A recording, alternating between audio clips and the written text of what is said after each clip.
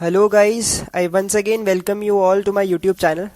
तो जैसा कि आपको पता है, आज का दिन तो छुट्टी का है, शनिवार, पर फिर भी मैं एक वीडियो बना रहा हूँ आपके लिए। तो मैं आपको यहाँ बताना चाहूँगा, जैसा कि आपने थंबनेल पढ़ लिया होगा, आज मैं बात करूँगा कि हम एफएनओ में अगर ट्रेड करें तो ऑप्शन बाय करें या ऑप्शन सेल करें या फ्यूचर्स ट्रेड करें। ये सबसे बड़ा सवाल होता है एक एफएनओ ट्रेडर का कि इन तीनों में से मैं क्या करूंगा और मेरी पर्सनालिटी को क्या सूट करेगा जिससे मैं ज्यादा से ज्यादा पैसा बना सकूं और कम से कम मेहनत करके, मैं कहूंगा सबसे कम से कम मेहनत करके अपनी मंजिल तक पहुंच सकूं। अगर आप कुछ भी करते हैं लाइफ में तो आपकी यही इच्छा है कि भाई मेरा जो एफर्ट है वो एक अच्छी जगह लगे और कम से कम एफर्ट में मैं अपनी डेस्टिनेशन तक पहुंच सकूं। अब मैं आपको एक्सेल शीट पे ले जाके चीजें समझाऊं, उससे पहले मैं आपको बताऊंगा कि एक चीज मैं अभी बोल रहा हूं कि अगर आपको मार्केट में ट्रेड करना है तो आपको एक व्यू बनाना ही पड़ेगा कि मार्केट बुलिश है कि बेरिश है। साइडवेज जो बोलते हैं ना हम लोग शब्द, उसको भूल जाइए। ये चीज मैं आपको वीडियो के एंड तक बने रहिए, ये जरूर वैलिडेट करके बताऊंगा जो बात मैंने अभी कही। तो यहां पे मैं आपको बताऊंगा, मैं आपको एक्सेल शीट पे ले जाता हूं। देखिए, मैंने कुछ आपके लिए पहले से टाइप करके रखा है। यहां पे आप देखिएगा, मैंने तीनों फ्यूचर्स, ऑप्शन राइटिंग और ऑप्शन बाइंग यहां पे लिख रखा है। अब यहां पे कैपिटल का मतलब है कि फ्यूचर्स, ऑप्शन राइटिंग और ऑप्शन बाइंग में आपको कितनी कैपिटल की जरूरत है। ये जितनी भी कैपिटल है ये एक लॉट के लिए है। तो फ्यूचर्स में मैं मान लेता हूं 1,00,000 रुपए, ऑप्शन राइटिंग में भी 1,00,000 रुपए एक लॉट की जरूरत है और ऑप्शन बाइंग में 10,000 रुपए।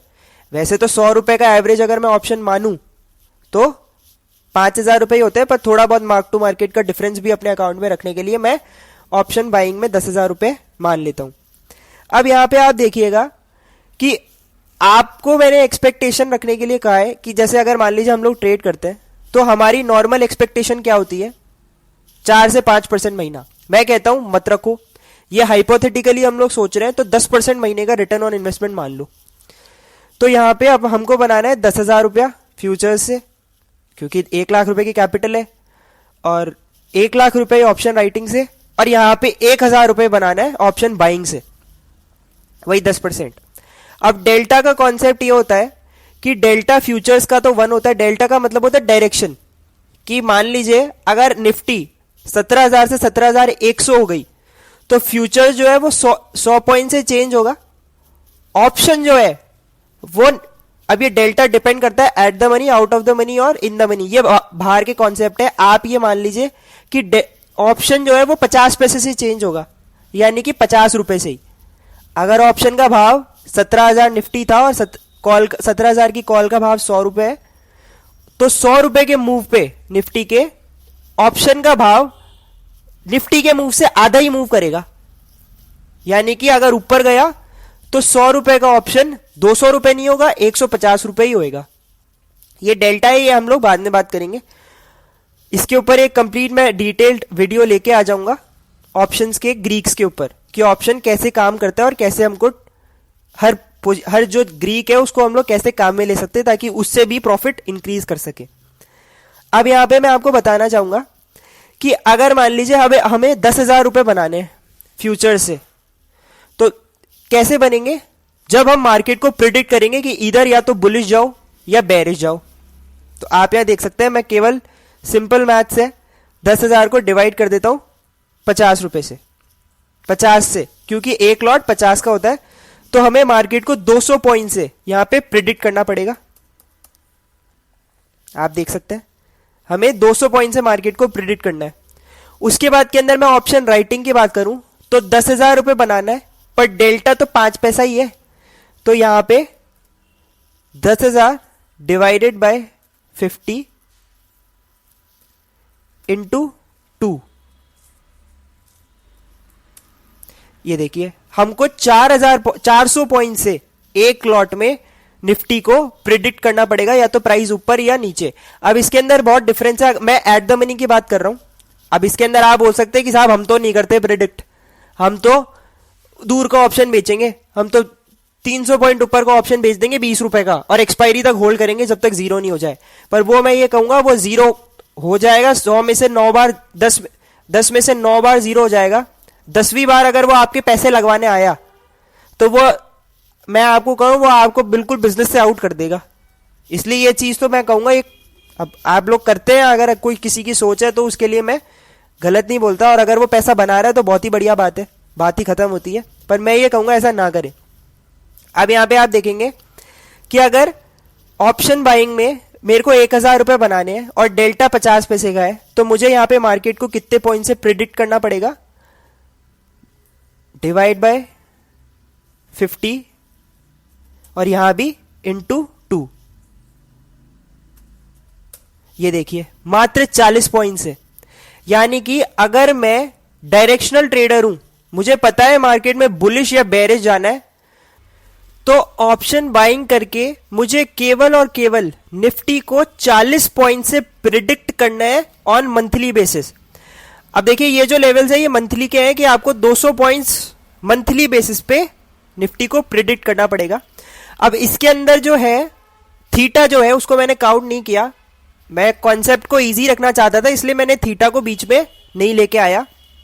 और दूसरी बात, अगर आपको अगर अब इसके अंदर एक और चीज होती है कि अगर आप बोले कि साहब हम लोग जो है हम स्ट्रैडल बेचते हैं या फिर स्ट्रैंगल बेच लें, तो स्ट्रैडल और स्ट्रैंगल तो अलग ही कॉन्सेप्ट है, वो तो हेजिंग के बीच में, वो तो हेजिंग हो जाती है कि आप हेज करके ट्रेड कर रहे हैं। मैं यहां पे बोल रहा हूं कि अगर आप ट्रेड करना चाहते हैं और डायरेक्शनली है, तो ऑप्शन राइटिंग आपके लिए बेटर है कि ऑप्शन बाइंग आपके लिए बेटर है। उसके ऊपर ये वीडियो बेस्ड है।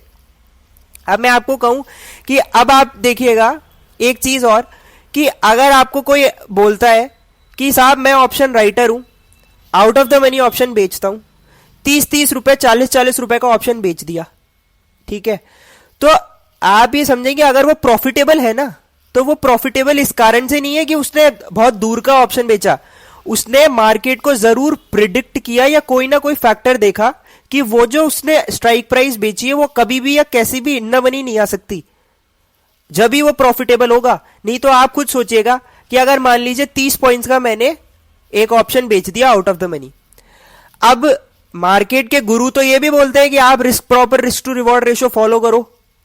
भाई अब 30 पॉइंट्स का मैं अगर proper risk to reward ratio follow करूं और 1:2 में मैं प्रॉफिट बुक करके आऊं, तो अब आपके पास 30 पॉइंट ही तो है कमाने के लिए। तो 1:2 में तो साहब आपको 45 रुपए का स्टॉप लॉस लगाना चाहिए था, पर फिर भी आप देखेंगे कि वो 70-70 80-80 पॉइंट्स तक पोजीशन को होल्ड कर जाएंगे। वो क्यों?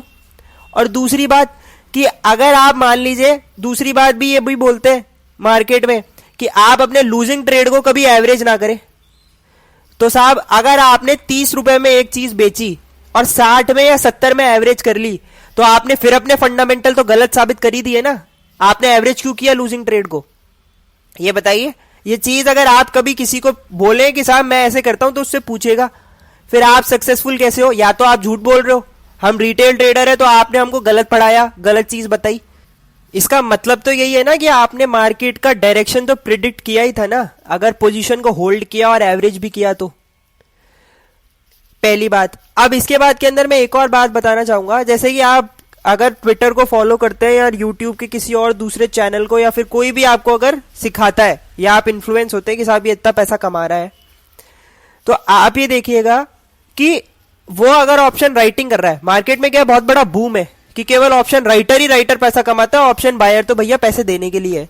तो आप यहां पे एक बार देखिए ना, ऑप्शन राइटर को तो आपसे 10 गुना काम करना पड़ रहा है, 10 गुना ज्यादा ड्यूरेशन के लिए अपना ट्रेड को जो है होल्ड करना पड़ता है, वो भी इस इतने वॉलेटाइल मार्केट में।